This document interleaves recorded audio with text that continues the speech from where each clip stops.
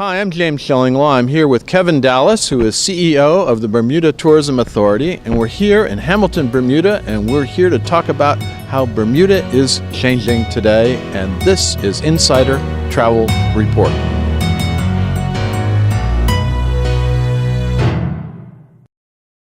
Now, Kevin, this is actually my first time in Bermuda in quite some time, and you've had some major changes. And in fact, one of the major changes is the Bermuda Tourism Authority, which last time I was here didn't even exist.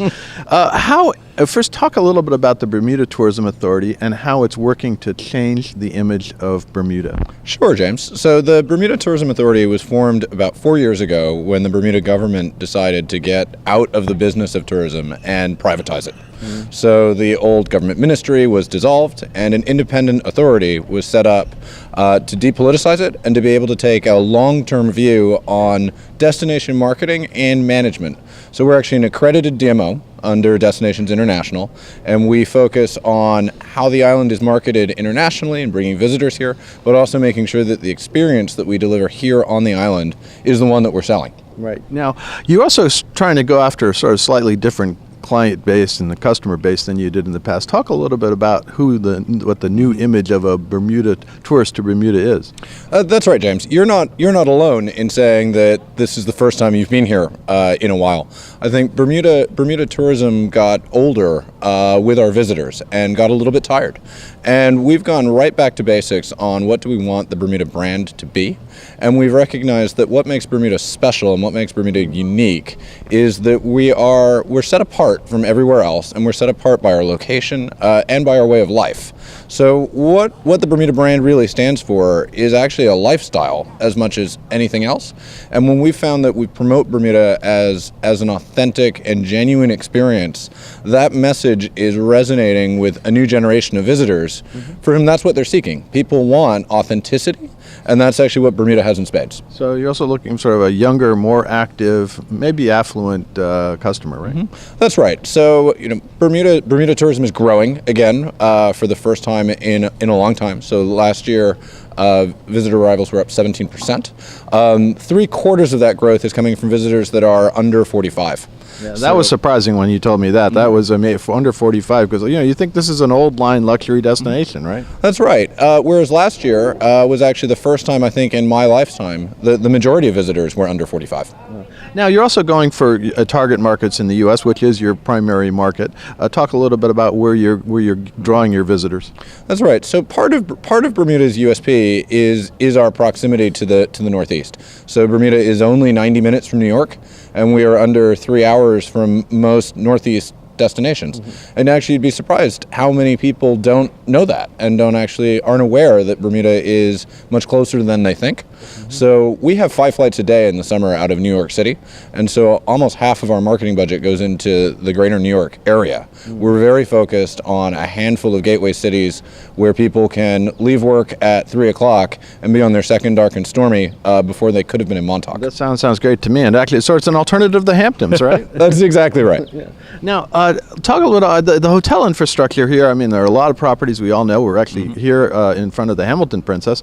This has been here for years, and that has been an issue because you haven't had a lot of new hotel product, but I think you're doing some things to change that now, right? Yes, that's right. So it is true that the hotel product, along with tourism in general, had become pretty stagnant. And this hotel is a great example of, although it has been here for years, it's really been made new again in the last 2 years. So the owners of this hotel spent nearly $100 million to bring it up to the 21st century. And this hotel is a fantastic asset, but we need more properties like it. So there are 2 new 5-star hotels under construction on the island today. There's a Ritz-Carlton Reserve, and there's a St. Regis under construction, both of which should open in 2020 or early 2021. But we need more. We think there's room for about another 1,000 hotel rooms on the island. So the Bermuda government has actually just passed the Tourism Investment Act, which is designed to stimulate investment in the hotel sector through a pretty generous set of incentives. And that's incentives for redoing existing properties and new build, right? That's right. So the law accommodates both new builds and there are a handful of great opportunities here where a completely new property could be built, as well as similar incentives, although over a shorter time period, for a refurbishment of an existing hotel. Yeah. Now, the other thing is you also have some boutique properties you got on the island now coming in, right? That's right. So actually, the first new hotel to open in many years here in Bermuda was actually the Lauren at the old Pink Beach site. And that is a great example of where what was quite an old-fashioned but much loved cottage colony has been torn down and reimagined as a really high-end boutique hotel. And it's a really beautiful and special property. It's unique in Bermuda. Yeah, and then I think so the Azura is another one coming in. That's right. So the Azura will open next year. That's a more moderately priced, again, boutique hotel, only 40 rooms. And of course, the Rosewood Bermuda is about to go through a substantial renovation as well. And besides that, you also got some infrastructure improvements, and both at your airport and I'll mention it because I think I'm going to go on one. A Twizy. First of all, let's start with that. What is a Twizy? What is a Twizy? Well, so one of the challenges historically in Bermuda has been transport. So because of Bermuda's small size, we don't really have the scale for visitors to have rental cars. So historically in Bermuda, to get around, you either have to use one of our little pink buses. We do have a fantastic bus system, or our ferries, or our taxis, or people would rent a scooter. And the scooter is another loved Bermuda tradition. I used to take them all the time when I was here. Yeah. But it's not right for every visitor. In fact, only 7% of our visitors feel comfortable renting a scooter. So the Twizy is our solution. The Twizy is a two-seater car made by Renault. It's sort of designed for the streets of Paris. It is essentially an oversized electric golf cart. And you can now rent those all over the island. They're fully electric, but a single charge lasts you pretty much all day. You can go to both ends of the island in a single day on a single charge.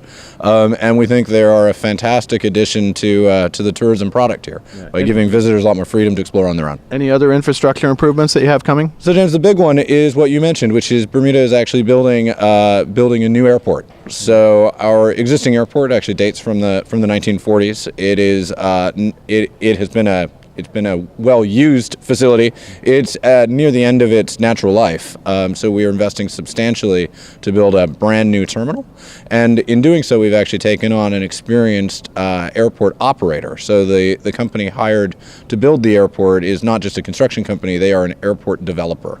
And so they have real expertise, in particular in route development, that will be valuable for us going forward. And when is that scheduled to be completed? That's a good question. as all airport infrastructure, No, absolutely. The new airport will be open in 2020 as well. So we've got a lot of new hotel product and our new airport all coming online in 2020. You'll beat LaGuardia in New York at that stage, right? Well, LaGuardia is an interesting challenge. Of course, all of Bermuda's service is out of JFK or Newark, which is a considerably better experience, I think. Yes, I'm glad of that. Now, my final question is for our viewers, we're mostly travel agents. What do you want them to take away from what Bermuda is today, and what kind of resources do you have for them to know better about Bermuda and how to sell it? So our message to travel agents is that it's a good time to take a fresh look at Bermuda and to see what has changed and see how we're working to renew the product and set the island apart. There are two ways that you can do that. The first is that we've actually got some pretty comprehensive resources online at gotobermuda.com, both aimed at the leisure market but also aimed at the travel trade. So there's an entire section of our website devoted to travel agents and tour operators. And the second thing that you can do is actually get in touch. We are here to help. We have offices both here in Bermuda but also in New York, and we have a dedicated sales team based in New York that can help with B2B inquiries but also with travel agent education and other needs. Fantastic. Well, Kevin, thank you very much for filling us in on what's going on with Bermuda. I'm very impressed. I haven't been here, I realized, in probably 5-6 years, and it's really been incredible to see what you're doing with the destination, and good luck in the future. Well, thank you, James. It's been great to have you out here. I'm James Shillinglaw for Insider Travel Report.